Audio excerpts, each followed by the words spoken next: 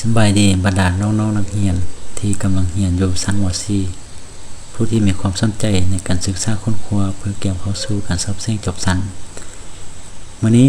อาจารย์จะมาแนะนำการแก้หัวบทสอบเส้นของแต่ละโรงเรียนซึ่งอาจจะเป็นทางเลือกหนึ่งให้แก้กันค้นคว้าของนักเรียนให้มีจุดสูงและถึงกับเป้าหมายของหัวบทสอบเส้นเพราะว่าหัวบทสอบเส้นแต่ละปีจะมีเนื้อในคล้ายคือกันตามแต่ตัวเลขค่าต่างๆของมันซื้อเนาะฉะนั้นอาจารย์คิดว่าบทเรียนที่อาจารย์จะมาสอนให้ในวันนี้อาจจะเพิ่มความรู้ให้แก่นักเรียนพวกเราบ่หลายก็น้อยเพื่อเกี่ยมเข้าสู่การสอบเส้นจับชั้นให้ได้อย่างมีคุณภาพฉะนั้นพวกเรามาเข้าห้าบทเรียนตัวจริงเนาะในนี้อาจารย์จะมานำเสนอเนาะแก้บทสอบเส้นภาคฟิสิกส์ศาสตร์อยู่ในโรงเรียน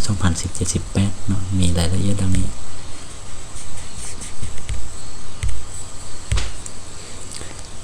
อยู่ใน2017-18ภาคฟิสิกส์ศาสตร์นี้จะอยู่ในข้อที่26ขึ้นไปเนาะถ้าน้องนักเรียนผู้ใดที่ว่ามีหัวบทสอบเส้นนี้ก็สามารถไปศึกษาค้นคว้าหรือว่าไปเบิ่งไปเปิดนำกันได้เนาะอยู่ในข้อที่26นี้เพิ่นเขียนว่าต้องใช้ผลลบระดับไฟฟ้าเท่าใดต่อใช้กับเครื่องต้านไฟฟ้า100 โอห์มเนาะเพื่อให้มีกระแสไฟฟ้าผ่าน10 มิลลิแอมแปร์คำตอบมันจะมีข้อก่อเนาะข้อตามลำดับอยู่นี้เนาะฉะนั้นพวกเราไปเบิ่งนำกันก่อนอื่นเราต้องไปเขียนเนาะสิ่งที่ให้ฮู้ออกมาคำว่าเครื่องต้าน100 โอห์มนี่จะเป็นค่าของความต้านเนาะเขียนออกมาส่วนว่ามีกระแสไฟฟ้าผ่าน10 มิลลิแอมแปร์เขียนออกมาไอจะเท่ากับ10 มิลลิแอมแปร์นั่นนี้เราต้องได้แตกไปเป็นแอมแปร์ก่อนเนาะเป็นเท่ากับ 0.01 แอมแปร์ส่วนสิ่งที่เราต้องการ25แม่นค่าของผลลบระดับไฟฟ้าเนาะฉะนั้นเราอิงใส่สูตรU เท่ากับ I คูณ R เนาะอันนี้เป็นสูตรของกลเกณฑ์โอห์มแทนค่าไซน์เนาะจะเท่ากับ100คูณ 0.01 แล้วก็สุดท้ายออกมาเป็น1 โวลต์คำตอบคือข้อกอเนาะข้อกอ1 โวลต์ส่วนข้อที่27นี่เพิ่นว่าค่าความต้านไฟฟ้ารวมของวงจรไฟฟ้ารวมนี้มีเท่าใดเนาะฮู้ว่าความต้านไฟฟ้าแต่ละอันมีค่าเท่ากับ R เนาะความต้านไฟฟ้าแต่ละอันเท่ากับ R หมดเนาะอยู่ในนี้เราต้องได้ไปศึกษารูปนี้ว่าความต้าน4อันนี้มันต่อแบบใดต่อแนวใดเราฮู้เลยว่า R ทางเทิงนี้ R 2 R นี่เป็นการต่อเลียนเนาะทางลุ่มก็ต่อเลียนคือกันฉะนั้นเมื่อเอาทางเทิงมาต่อเลียนจะได้ 2R ส่วนทางลุ่มต่อเลียนกันจะได้ 2R เมื่อเราไปแก้เราก็25ความต้านรวมเราจะได้1ส่วน R รวมนี่เท่ากับ1ส่วน 2R 2R มันได้มาจากทางเทิงเนาะส่วนว่า 2R ทางลุ่มก็เป็นค่าของนี้1ส่วน 2R บวก1ส่วน 2R เท่ากับ2ส่วน 2R พูดคือกันแล้วเอาจำนวนพูดมาบวกเนาะมาบวกใส่กันจะเป็น2ส่วน 2R แล้วคัดออกมาเท่ากับ1ส่วน R สุดท้ายเราจะได้ R รวมเท่ากับ R เนื่องจากว่าอยู่นี้ยังอยู่ในลักษณะ1ส่วน R รวมเนาะเท่ากับ1ส่วน R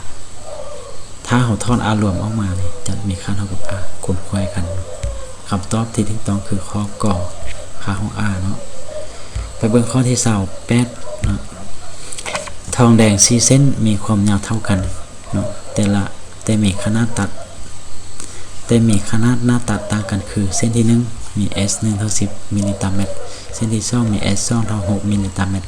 เส้นที่3มี S 3เท่า4มิลลิเมตรและเส้นที่4มี S 4เท่า2มิลลิเมตรความต้านเส้นใดหลายกว่าหมู่เนาะคำตอบคือเส้นที่1ที่2ตามลำดับนะ3 4เฮาไปแก้นำกันเฮาฮู้แล้วว่าความยาวของแต่ละเส้นมีค่าเท่ากันเนาะเฮาก็เขียน L1 เท่า L2 L3 ออกมาเฮาเองใส่สูตร R เท่าโลคูณ L ส่วน S นะสูตรนี้แม่นสูตรการพัวพันระหว่างความต้านความยาวเนื้อที่หน้าตัดและธาตุที่เฮ็ดใช้นำไฟฟ้าโลเนาะธาตุที่เฮ็ดใช้นำไฟฟ้าอยู่ในที่นี้คือทองแดงเนาะ4เส้นล้วนแล้วแต่เป็นทองแดงเพราะฉะนั้นเฮามี R1 เท่าโลคูณ L1 ส่วน S1 แล้วก็เท่าโลคูณ L1 ส่วน10นะเพราะ S1 มีค่าเท่า10 R2 ก็เท่าโล L2 ส่วน6ส่วนว่า R3 R4 ก็เส้นเดียวกันเนาะโล L3 ส่วน4แล้วก็โล L4 ส่วน2ในนี้เราสังเกตเห็นว่าพุทของ RC น้อยกว่าเนาะคำว่าพุทของ RC พุทของ RC คือค่าของ RC มีพุทแม่น2เนาะน้อยกว่าหมู่ว่าซั่นซะเนาะฉะนั้นเราจะได้ RC มีความต้านหลายกว่าหมู่คำว่าเป็นหยังเนาะ RC จึงมีความต้านหลายกว่าหมู่ในเมื่อL1 L2 หรือว่าโล L1 โล L2 โล L3 โล L4 มีค่าเท่ากันเนาะแต่ว่าจำนวนพุทใหญ่ความต้านจะน้อยจำนวนพุทน้อยความต้านจะหลายการพัวพันระหว่างความต้านกับเนื้อที่หน้าตัดมันเป็นการพัวพันปีนกันเนาะถ้าความต้านถ้าเนื้อที่หน้าตัดหลายความต้านน้อยก็ถ้าเนื้อที่หน้าตัดน้อยความต้านจะหลาย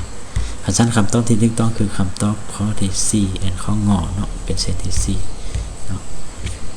ข้อที่29เพิ่นว่าเตารีดขนาด1,000 วัตต์220 โวลต์ต่อสายระดับไฟฟ้า220 โวลต์ถ้าใช้เตาไฟฟ้านี้เตารีดนี้10 ชั่วโมงเนาะจะจ่ายค่าไฟฟ้าเท่าใดเพราะว่าอัตราค่าไฟฟ้า1กิโลวัตต์โมงต่อ300กิฟคำตอบมันจะมีเขาก็เนาะตามลำดับอยู่นี้เนาะแล้วเราไปเบิ่งนำกันไปแก้นำกันก่อนอื่นเราไปวางสิ่งให้ฮู้ออกมาก่อนเนาะสิ่งให้ฮู้ใน100 วัตต์นี้ฮู้แล้วว่าแม่นกำลังของเตาเนาะกำลังของเตารีดเราเขียนออกมา P เท่ากับ100เท่ากับ 1,000 เนาะ 1,000 วัตต์เนาะแล้วเราต้องได้แตกมาเป็นกิโลวัตต์เนาะเพื่อหยังเนาะเพื่อว่าอยู่ในนี้เพิ่นว่าอัตราค่าไฟฟ้า1กิโลวัตต์นี่1กิโลวัตต์โมงต่อ300กิฟนี่เราต้องได้แตกกำลังมาเป็นกิโลวัตต์ส่วนเวลาเท่า10 ชั่วโมงนี่เราปะไว้ก่อนเนาะจะต้องเสียเงินค่าไฟฟ้าเท่าใดเนาะ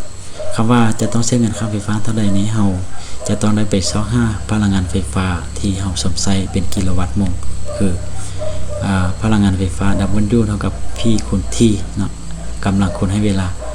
เอาค่าของมันมาแทนค่าใช้คูณกันเนาะ1คูณ10จะออกเป็น10กิโลวัตต์โมงเดี๋ยวนี้เพิ่นว่า1กิโลวัตต์โมงต่อ300กิฟถ้าว่า10กิโลวัตต์โมงนี้เราจ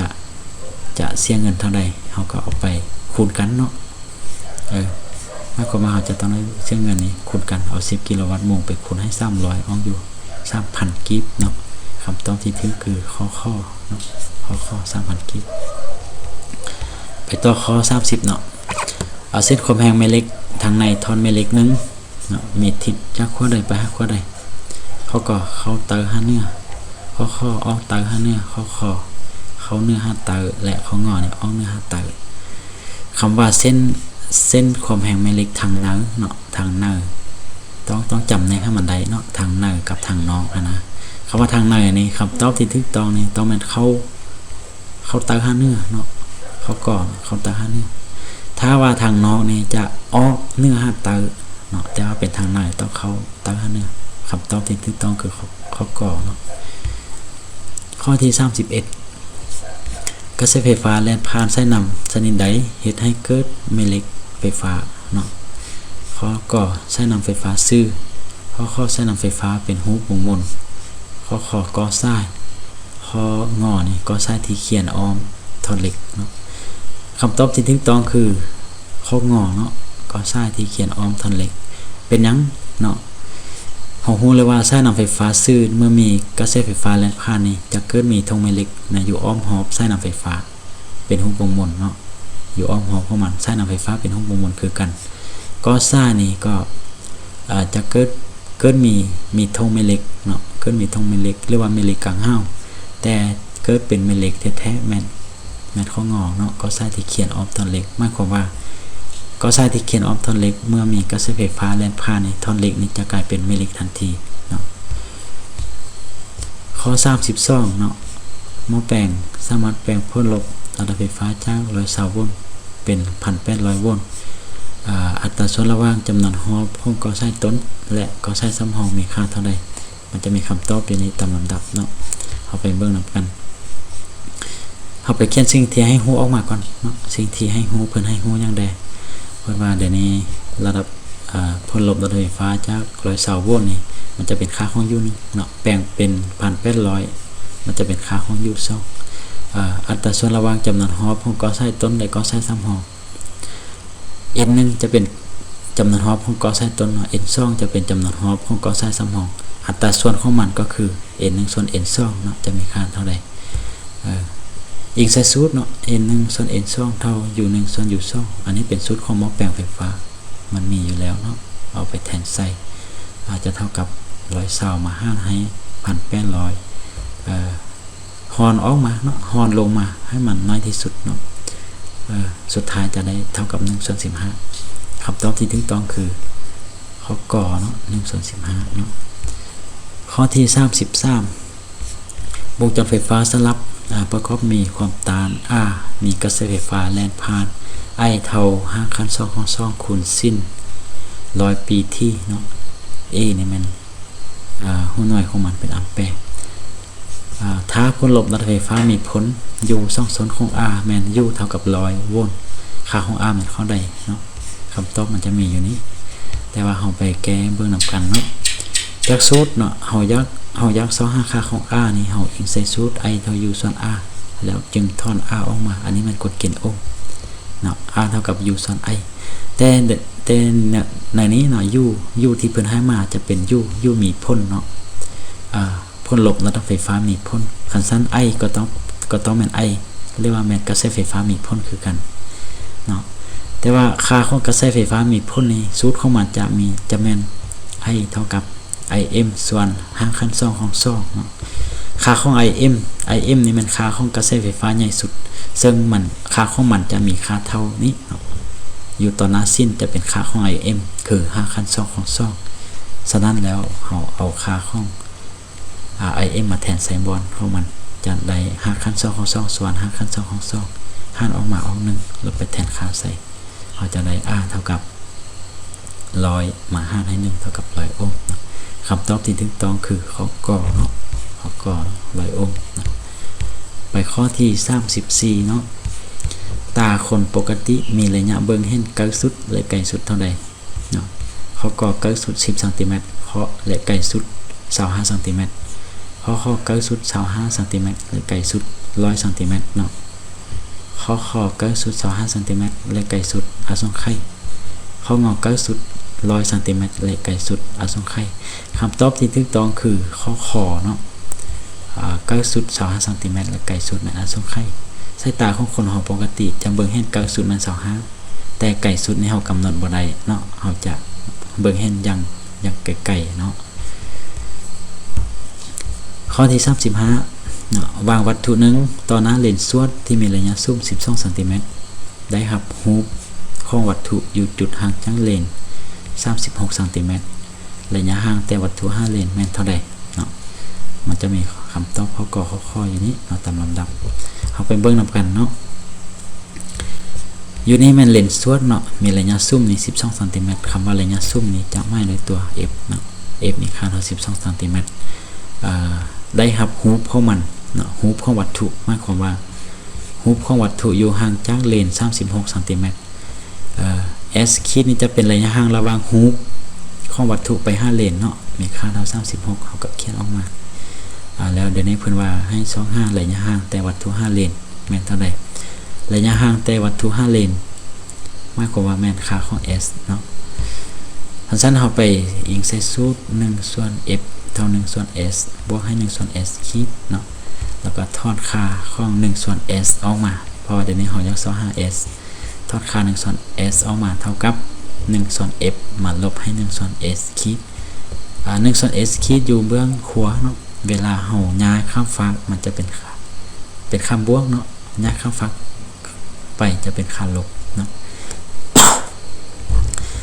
มีค่าเท่าเนาะแทนค่าใส่จะเท่ากับ1ส่วน12ลบ1ส่วน36ขึ้นพูดรวมเนาะพูดรวมของมันจะเป็น36อยู่นี้12เราต้องได้คูณ3ใส่มาคูณ3ใส่รวมต้องคูณใส่ถึงแล้วอยู่นี้มัน36แล้วเราจะบวกคูณเนาะเมื่อพูดคือกันแล้วเราจะได้เอาจำนวนพูดมาลบกันสุดท้ายจะได้2ส่วน36ย่อลงมาตึมจะได้1ส่วน18สุดท้ายเราจะทอนได้ s มีค่าเท่า18ซนเนาะอยู่นี้จะเป็นรูปห่างของ1ส่วน s แต่เวลาเราทอนออกมามัน มันจะออกมาเป็น18เนาะเพราะว่าอยู่นี้จะเป็น1ส่วน18ฉะนั้นคำตอบที่ถูกต้องคือข้องอเนาะข้องอ18ซมข้อที่36เป็นเลนคือกันเนาะเลนซุ้มแซงอันนึงเนาะมีระยะซุ้ม15ซมวางวัตถุทางแกนต้นห่างจากเลน20ซมฮุบที่ได้รับเป็นฮุบยั่งห่างจากวัตถุเท่าใดเขาก่อฮุบจริงฮุบลวงฮุบจริงเนาะข้องอเนาะตามค่าของมันเขาไปเบิ่งนำกันเนาะฮู้ว่า f นี่เท่า15เนาะสิ่งที่ให้ฮู้ของมันที่เพิ่นให้ฮู้ระยะซุ้ม15ซมเขียนออกมาวางวัตถุทางแกนต้นห่างจากเลน20ซมหมายความว่าระยะห่างจากเลน5วัตถุหรือวัตถุ5เลนเท่า20ซมเป็นค่าของ s ส่วนว่าฮูบที่ได้รับเป็นฮูบยั่งห่างจากเลนเท่าใดฮูบห่างจากเลนเท่าใดหมายถึงค่าของ s คิดเนาะระยะห่างแต่ฮูบ5เลนหรือว่าเลน5ฮูบเป็นฮูบยั่งหมายความว่าเป็นฮูบจริงหรือฮูบลวงเนาะเอาไปเองใส่สูตร1ส่วน f เท่า1ส่วน s บวก1ส่วน s คิดทอนเอา1ส่วน s คิดออกมาเนาะจะเท่ากับ1ส่วน f มาลบให้1ส่วน s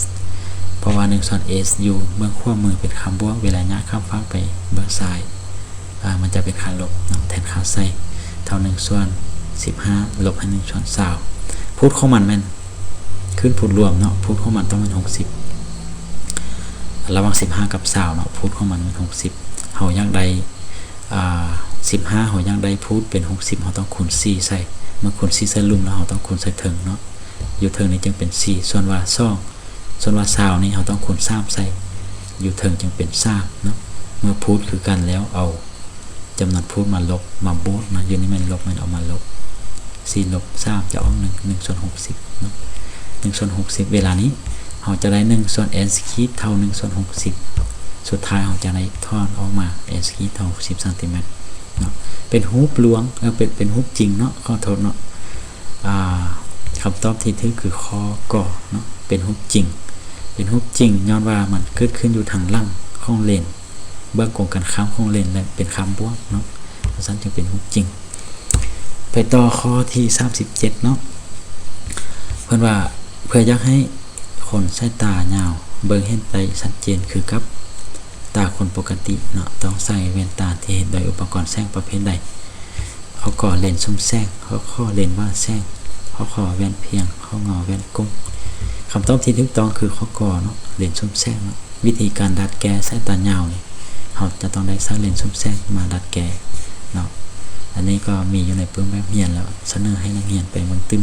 เนาะส่วนว่าข้อที่38เนาะเพิ่นว่ามะพร้าวในนึงหล่นออกจากแสงแล้วตกลงใส่พื้นดินอยู่จุดใดมีพลังงานเดินเคลื่อนของมะพร้าวมีค่าในสุดเนาะเขาก็จุดเริ่มตกข้อจุดตกใดครึ่งนึงของระยะทางข้อจุดตกใดครึ่งนึงของเวลาข้องอจุดกระทบใส่พื้นดินเนาะคำตอบที่ถูกต้องคือข้องอเนาะจุดกระทบใส่พื้นดินย้อนว่าพลังงานเดินเคลื่อนนี้มีค่าเท่า1ส่วน2คูณมวลสร้างคูณให้ความไวเนาะเวลามะพร้าวตกใส่พื้นดินอยู่จุดพื้นดินนี่ความไวจะมีค่าสูงเนาะฉะนั้นแล้วจึงเฮ็ดให้พลังงานเดินเคลื่อนอยู่จุดกระทบใส่พื้นดินมีค่าสูงเนาะมีค่าสูงกว่าหมู่ข้อที่39เนาะมังบีมีมอนซ่าน20กะลามเคลื่อนที่จากจุด A ตกตามห่างผ่านจุด B ดังฮูบการเคลื่อนที่ของมังบีถือว่าบ่มีความหมายฮุบทู่ความไวของมังบีอยู่ที่จุด B มีค่าเท่าใดเนาะกำหนด G เท่า10เมตรต่อวินาทีกำลัง2เนาะฮูบเพิ่นจะกำหนดออกมาคืออันนี้เนาะมังบีจะตกจากจุด A นี่ลงมาหาจุด B จุด A นี่สูง100 เมตรเนาะส่วนว่าจุด B นี่20 เมตรถ้าว่าความไวอยู่ที่จุด B นี่มีค่าเท่าใดเนาะเขาก็ไปเขียนสิ่งที่ให้ฮู้ออกมาก่อนเนาะมวลสร้างของมังบีเท่า20กะลามเนาะต้องได้แต่งมาเป็นกิโลกรัมเท่า 0.02 แล้วก็ค่าของ G เท่า10 เมตรต่อวินาทีกำลัง2ความไวอยู่จุด B มีค่าเท่าใดเนาะสิ่งที่เพิ่นให้เฮา25ฉะนั้นแล้วเฮาต้องได้ อิงใส่กฎเกณฑ์รักษาพลังงานกลจักรเนาะเฮามีพลังงานกลจักรรวมอยู่จุด A เท่าพลังงานกลจักรรวมอยู่จุด B ระหว่างจุด A และจุด B นี่เนาะแต่พลังงานกลจักรรวมอยู่จุด A นี้จะมีค่าเท่าพลังงานท่าตั้งอยู่จุด A บวกใส่พลังงานเดินเคลื่อนอยู่จุด A คือ EPA บวกให้ EKA ส่วนว่าพลังงานเดินกลจักรอยู่จุด B ก็เท่ากับพลังงานท่าตั้งอยู่จุด B บวกให้พลังงานเดินเคลื่อนอยู่จุด B หรือว่าเท่า EPB บวก EKB เนาะในนี้เนาะ EPA พลังงานท่าตั้งอยู่จุด A ก็มีค่าเท่า mgHA บวกใส่พลังงานเดินเคลื่อนอยู่จุด A ก็เท่า1/2คูณ m คูณ VA กำลัง2เนาะแล้วก็จึงมาเท่าพลังงานท่าตั้งอยู่จุด B mgHB บวก1/2 mVB กำลัง2แต่ว่า VA เท่ากับ0เนาะย้อนว่าวัตถุเริ่มเคลื่อนที่จากจุด A ลงมาความไวเริ่มต้นมันมีค่าเท่า0อยู่แล้วเนาะฉะนั้นเมื่อ VA เท่า0เราจะได้mgHA เท่ากับ mgHB บวก1/2 mVB กำลัง2ค่าของ VA เท่า0จุดนี้จะหายไปเนาะจะยังเหลือแต่ mgHA นี้เวลานี้เนาะอยู่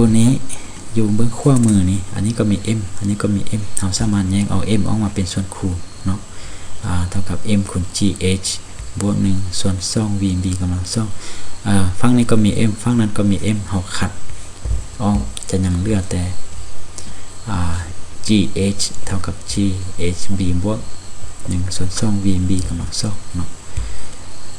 เฮาจะทอนเอา1/2 vb กำลัง2คือ vb เป็นตัวที่เฮาต้องการ1/2 vb กำลัง2เท่ากับ gha ลบให้ ghb เนาะ ghb อยู่เบื้องขวามือเป็นค่าบวกย้ายไปเป็นค่าลบเวลานี้เราจะแยก g ออกมาเป็นส่วนคูณเนาะอยู่นี้ก็มี g อยู่นี้ก็มี g จะเท่ากับ g คูณ h a ลบให้ hb ทอนเอา vb ออกมาเนาะ vb ออกมาอยู่นี้มี1/2คันสั้นเราต้องได้เอา2นี่เป็นเลขส่วนหรือเลข5นี่ย้ายข้ามฝั่งไปฝั่งนี้ต้องเป็นเลขคูณต้องไปคูณใส่จุดนี้เนาะส่วนว่ากำลัง2นี้ย้ายข้ามฝั่งไปต้องเป็นกำลังเป็น5ขั้น2เนาะฉะนั้นเราจึงได้ว่า vb เท่ากับ5ขั้น2ของ2คูณ g คูณ h a ลบให้ hb เนาะแทนค่าใส่เนาะ2คูณ10คูณ100คูณ20ค่าของ HA มีค่าเท่า100เนาะอยู่นี่ค่าของ HB มีค่าเท่า20นะค่าของ G มีค่าเท่า10บวกลบกันออกมาเนาะเป็น2คูณ10คูณ80แล้วคูณกันออกมา600ทอนหาคัน2ออกมาเท่า40เมตรต่อวินาทีเนาะคำตอบที่ถูกต้องคือข้องอเนาะ40เมตรต่อวินาทีข้อที่40เนาะวัตถุหนึ่งมีมวลสาร400 กรัมเนาะยกขึ้นสูงจากหน้าโต๊ะ100 ซนติเมตรดังหูเนาะพลังงานตั้งของวัตถุเทียบกับพื้นห้องแมนข้อใดกำหนด g เท่า10 เมตรต่อวินาทีกำหนด2เพื่อจะมีคำตอบมาให้เนาะแล้วก็มีรูปภาพมาให้เนาะวัตถุนี้สูงเพิ่นยกสูงอยู่นี้จากหน้าโต๊ะ100 ซนติแต่ว่าโต๊ะนี้สูงจากพื้นห้องนี่50 ซนติอีกอันนั้นเราเพิ่นว่ายังฮู้ว่าพลังงานท่าตั้งของวัตถุเทียบใส่พื้นห้องนี่นะตั้งแต่จุดวัตถุ5พื้นห้องนี่เฮามาแก้นำกันเนาะเฮาจะได้เอามวลสารของมันเท่า400 กรัมแต่งออกมาเป็น 0.4 กิโลกรัมหลวงสูงเท่า100 บวก 50เนาะเพราะว่าเดี๋ยวนี้เทียบใส่พื้นห้องเขาต้องได้บวก50 เซนเข้าไปเนาะแล้วก็เท่า150 ซนติเมตรแล้วก็แต่งมาเป็นเมตรเท่า 1.5 เมตรเฮาอยากได้ถามเพิ่นถามว่า EP มีค่าเท่าใดเนาะจาก0 EP เท่ากับ mgHA เนาะเอาแทนค่าใส่ 0.4 คูณ 10 คูณ 1.5 สุดท้ายออก6 ยูลเนาะคำตอบที่ถูกต้องคือข้อกอเนาะ6 ยูลเนาะสั้นการแนะนำเรียกว่าแก้บทฝึกหัดเรียกว่าบทซับเส้นเนาะภาคฟิสิกส์ศาสตร์สุขเฮียน2010 78มาฮอดนี้ก็ถือว่าสิ้นสุดลงเพียงเท่านี้ ท้ายนี้ก็แสดงความขอบใจนำบรรดาน้องนักเรียนที่ได้ติดตามได้รับชมอวยพรให้ผู้เรียนทางหลายจงประสบผลสำเร็จในหน้าที่การเรียนและพบกันใหม่ในโอกาสหน้าเนาะขอบใจ